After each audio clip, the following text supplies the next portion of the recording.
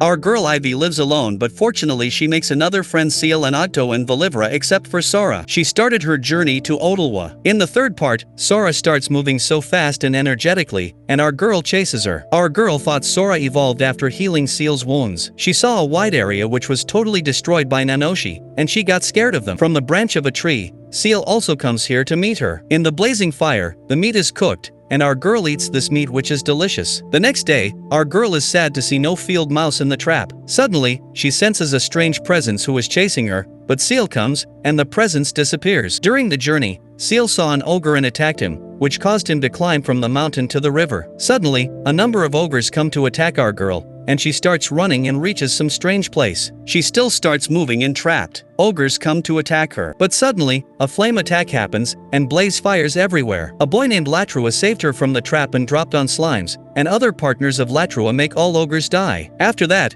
she comes to know they are a suppression squad, and they are a group of adventurers called the Blazing Sword. They also mention that the trap is for capturing ogres. They all give her introductions, and the leader is Cizelk, and other team member names are Nuga, Shafal, Latrua, and Mila from Green Gale Group. Our girl gives them her introduction and moves with them to their campsite. Our girl told them she is on the way to Odalwa. They invited her to start her journey with them, and she happily agrees. Seal tries to meet her, but she moves Seal to another way. They all left, and Latrua told our girl his duty is on cooking, but when he cooks, it cooks strangely, and no one likes it, and he's scared of cooking. Our girl decided to help him and make a good meal with the use of many herbs, and everyone likes the meal so much because it is so delicious and tasty. Mila also comes at the perfect time and starts eating the meal which she loved. Our girl told everyone Latrua also helped her by adjusting the flame. Latrua becomes happy and makes fireworks. Our girl asks them for more varieties of metal, and Mila provides her. She assembles some metal and asks Latrua to give a fire shot, and it turns out to be beautiful fireworks which everyone likes and loves. They ask her to rest, and they will clean up all the dishes,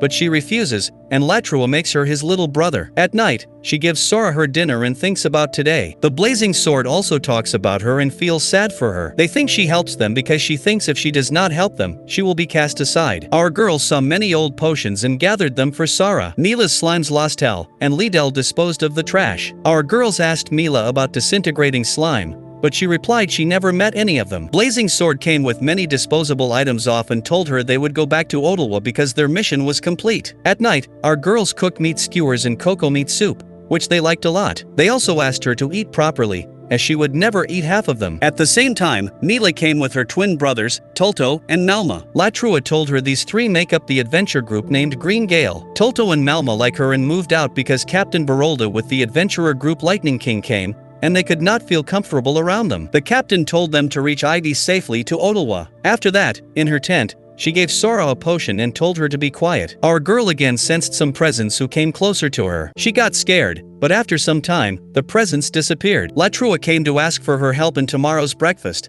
and she thought Latrua may be the source of the presence. Sora gave her some hints, but she could not understand. Our girl named every member to Sora, and she kept it normal, but in the name of Mila, she behaved strangely. At the gate of Odalwa, she told them she had a guarantee by Octo and proved it, and they gave her a permit to enter and leave Odalwa. She was surprised to see Odalwa because it is a very big town. Our girl found a place to sleep in the adventurers' clearing and came to know they all lived there. They told her there is a danger lurking in town, and mentioned it is not a monster, it's the people. They told her people are being abducted and sold into slavery by a criminal organization. The town watch located their hideout and raided it, but the information was leaked, and they did not report any suspicious characters. The organization will definitely come after her because she travels alone, and they also advised her not to do anything alone. Our girl thought she was strictly attacking and watching here every time. After that, they used magic items to avoid anyone hearing their conversation. Our girl told them she was targeting before Ogre attacked when first she sensed a presence. After that,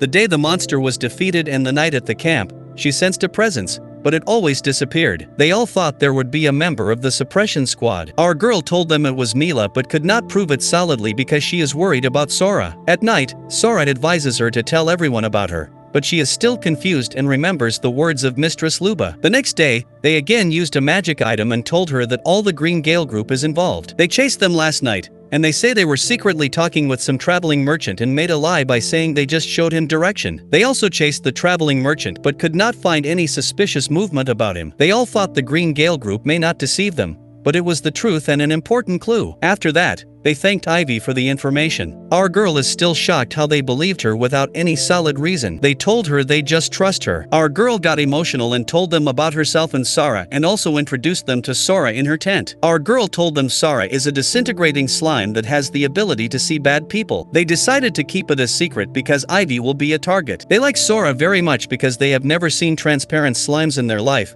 They have only read about the slime in books and stories. Rickvelt also likes Sora too much because he loves all the adorable animals. They tested Sora by making a lie about their name, and Sora behaved strangely on lies but became normal with the truth. At dinner, they talked. They never imagined the Green Gale people would be traitors. There have been kidnappings committed by a slave trade organization, and they cannot get any information. They decided to capture the Green Gables, and they also feel pain knowing their truth. Our girl told them if this organization started doing bad things over 10 years ago, there would be more traitors. They agreed, but mentioned there is a problem. The Green Gale's promotion was endorsed by a member of the nobility. They are not close friends, but the Green Gale solved their problem, leading the noble to recommend their promotion to a high-level adventurer. Our girl told them the nobles and Lightning requested them for a job once to see if they would become allies or not. They also praised Ivy for noticing this at 7 years of age, but she told them she is 9 years old today, her birthday, and they all wished her a happy birthday and clapped for her. Our girl is happy about it and thanks them. They decided to face difficulties and report the traitor to the GM first. The GM is the guildmaster of the Adventure Guild and also asked her and Sora for help. They go to the Adventurer Guild where Ivy meets Guildmaster Rogleaf, the captain of the Watch, Berkspy, and Vice Captain Agrop. She is pleased to meet them and see Sora behaving normally,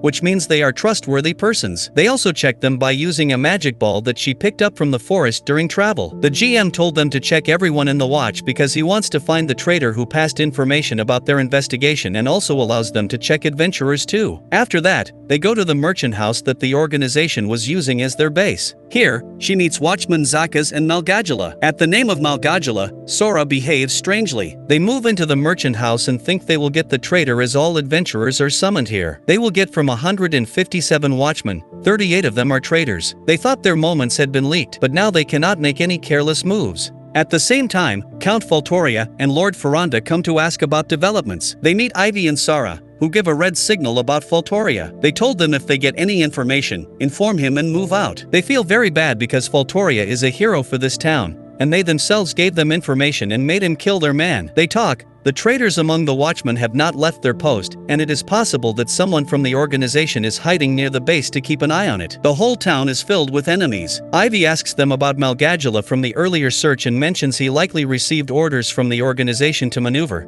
and he may have reported that there were no issues in rooms. But there are issues. They are all surprised at her thinking. They all went to head to the room Malgadula was in charge of. They get a list of organization members' names or some record of the day the money moves that would help them trace their crime. Our girl saw a corner that was scuffed, and when she touched it, there was an imaginary door that opened into a hidden room. They look in them and find an incredible sum of money that exceeds their imagination and come to know the organization is much larger than they imagined. They also get a record of the organization's business dealings and evidence of kidnapping here. They thought they would be able to find out who was involved in this. The next day, they all thank her and Sora and also advise her not to do anything alone because it is so dangerous. Our girl thanks them and asks for a favor. She goes to do her laundry where there is a magic item that fills water by itself. Latrua told her this is for the people who cannot use water magic, and there are also many in the town who cannot use cleaning magic or produce fire during laundry. He asks her if she is really a boy. She gets nervous, but he relaxes her and tells her it is totally fine because being a girl and traveling alone is not easy and asks her to be quiet about this, and he will not tell anyone. She thanks him. Mila comes and invites her to go with her to a sweet shop called Mamaroko. Latrua told her he decided to go with Ivy to Floflo one day, but Mila told him she and her twin brothers will go to Floflo right now. Please subscribe to our channel for the next part.